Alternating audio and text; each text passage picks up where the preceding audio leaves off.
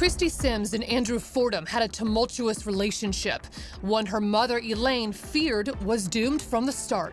When the first minute I saw him, I looked at him and I said, no, this is not the man for my baby. I didn't like his demeanor. I didn't like the way he carried himself. He just didn't look like the man that would be for my daughter. And you were on and off for several years, and you were drawn to him because he was charming. Very charming, very romantic. Did he ever express any type of violence, verbally or physically? He had a very aggressive personality. He was emotionally abusive at times. In retrospect, I didn't realize I was in that situation when I was in it. And we broke up for a long time, and he begged me to come back, and I went back. You know, it's a cycle of abuse. I was in it. I can admit it now. I'm woman enough to admit that I was in that situation. A successful substance abuse counselor and raising 2 children on her own, Christy had just completed coursework to receive her master's degree.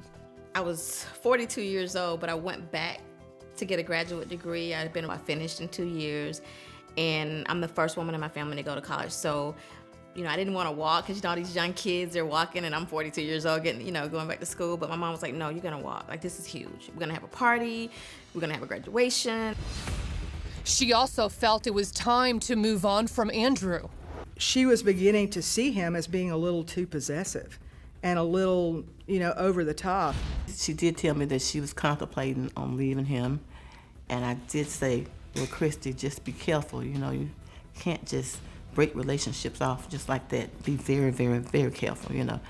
She was confident, not thinking that anything would happen, but I still had this good feeling, you know, and I had this prayer in my heart for my child. Christy says she made up her mind to end the relationship in April of 2013. That was the last weekend I knew in my heart that we were going to be together. And so there was this resolve that I had that I was finally ending that relationship and that I was going to be moving forward. And so I had a lot of peace about it. And I think he could feel that, you know, this is my last weekend with her. That Sunday afternoon, while hanging out at Christy's home near Atlanta, Andrew called to her from the bathroom. He says, babe, you know, I've wasted a little water on the floor. Bring me a towel. And I said, okay. I grabbed the towel and I just start walking down the hallway. So when I'm walking down the hallway and I see him literally standing there, only wearing boxers, no shoes, no gloves, no shirt, nothing, and he's holding a yellow bowl from my kitchen, which made no sense to me. So I never even went into the bathroom. I stopped right outside the bathroom. I was just holding a towel. I'm like, what are you doing? Like, why do you have a bowl in the bathroom? He's slipping and sliding, holding the bowl with 2 hands. My assumption was that it was water. Now, even in that moment, I still don't feel danger. Like, I knew something was wrong, but I still didn't know that what's in that bowl is gonna change your life forever. So I just stand there and I'm just holding a towel. Before I could even move, he had taken the bowl with 2 hands and doused it directly upward into my face and into my eyes. What Christy doesn't know is that inside the bowl is not water, but an industrial-grade cleaner containing 93% pure sulfuric acid. As seen in this YouTube demonstration, the acid is a powerful corrosive, and one can easily imagine what it does to human flesh and bone. The first thing that started to burn, I didn't feel anything burning but my eyeballs. My eyes started to burn. And he's just standing behind me. My last image is of him standing behind me, just watching me suffer. Is he saying anything? Nothing. He's just standing by. He never said anything, even from the point that I came down that hallway. He never said a word. He just looked at me. And then everything started to burn. Then I said, call 911. He kept standing there, call 911. Henry County 911, what's up? Yes, I need an ambulance. What's going on? My girlfriend, I think it's drain cleaner. We're just putting it in the toilet and we slipped. Sit down, baby, sit down. She fell? Sit down, sit. She fell? Yes, send the ambulance now. Okay. It's burning her skin. Okay, it's burning her skin? Yes. She fell on his Drano? Yes. Okay, just 1 second. I'm going to get poison control on the line too, okay? Yes. We have a 43-year-old female that has slipped and fell on Drano and her skin is burning. They need to wash it off real good with salt and water. After that, if she's still experiencing burning, she may need to be evaluated in our emergency room. Sir, are you guys washing it off with soap and water? Yes, I just... Okay, you're washing it with soap and water. Is it still burning? Yes, it's burning me too. It's on me. How's her breathing? How's your breathing? She's breathing fine. Sweetie, look. Andrew. Yes. Okay, did she get in her eyes as well? Is it in your eyes? She said yes. Okay, it sounds like she needs to get in the shower. She needs to get this stuff off of her.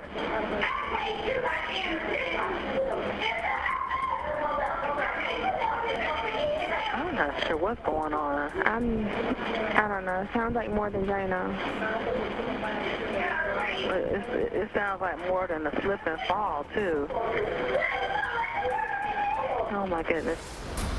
Paramedics arrive, but the worst for Christy Sims is yet to come. Are these the results of a terrible accident or abject evil?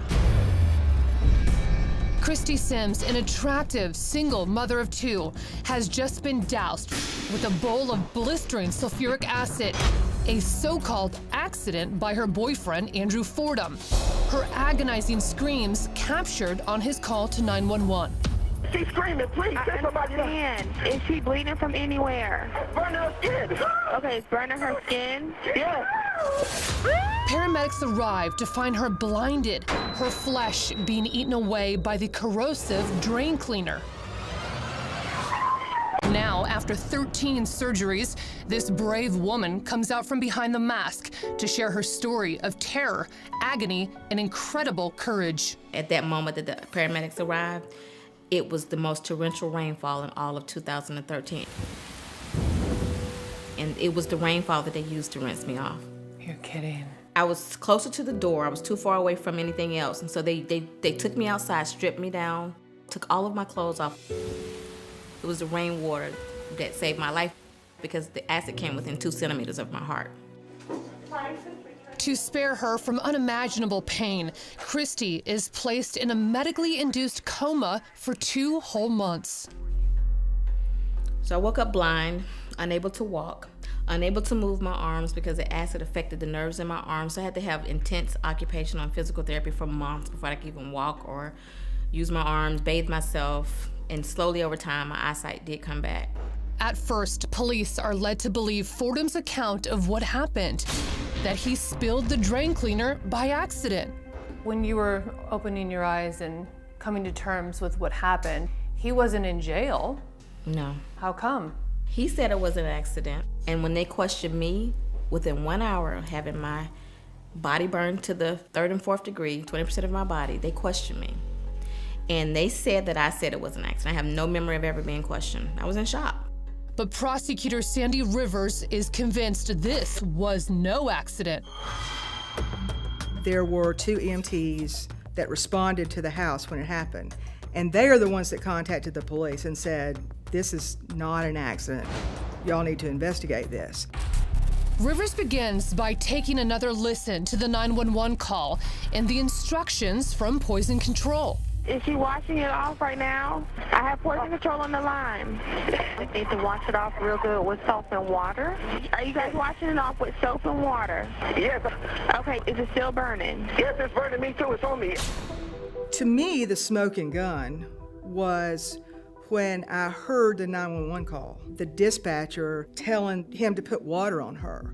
Because, you know, if this water had been put on her quickly, immediately, it would have negated the injuries. And listen closely to this snippet of Christy in the background, just as paramedics arrive. Why is this so damning? Because Fordham never even attempted to wash off the acid. He said to her, just sit there, just sit there. She's begging for help. Right. And he's saying, just sit there. Just sit there. That's what she told me. When he put the phone down and came back to me, I said, what did they say? Why is it burning so bad? What is this? He said, babe, they said, if I put water in, it's gonna ignite the chemicals, so just sit here until the ambulance gets here. And I sat there for about 13 minutes and it just burned through my skin. What do you make of him? Cold, calculated? Evil. If you spend a lot of time looking at domestic violence cases, there is the classic phenomena of if I can't have you, nobody else will. And I think that he wanted to make her unattractive to anybody but him. Disfigured. Sandy Rivers is determined to prosecute Andrew Fordham, but she'll need Christy's help to do it. When Christy first came into my office, she had on a veil, which covered everything except for her eyes and nose. You wanted to think that was a little dramatic, but when she took it off, it was a horrible, horrific scene. But Christy shows incredible courage, revealing to the entire world the horror inflicted upon her by the man who claimed he loved her. He could have rinsed me off. And just him rinsing me off, I would have been burned, probably to the 2nd degree, but I would not have had to have my entire face replaced. I would have some resemblance of who I used to be, and I don't have that anymore. Christy summons the strength to face Fordham in court, testifying to his unspeakable cruelty. That's the part that it's hard to forgive, because even after he doused me, he let me sit and burn, and he saw how much pain I was in. See, nobody else saw how much pain I was in, but he did. He saw it. And that 911 tape is ultimately what helped put him away. Yes, because it contradicted everything that he said. Despite his claims of innocence to the bitter end, Andrew Fordham is found guilty and sentenced to 20 years behind bars. In the meantime, Christy Sims has endured more than a dozen painful reconstructive surgeries. I had a social responsibility. You don't go out in public looking the way I was looking. My own daughter was afraid of me, so children could not even be around me.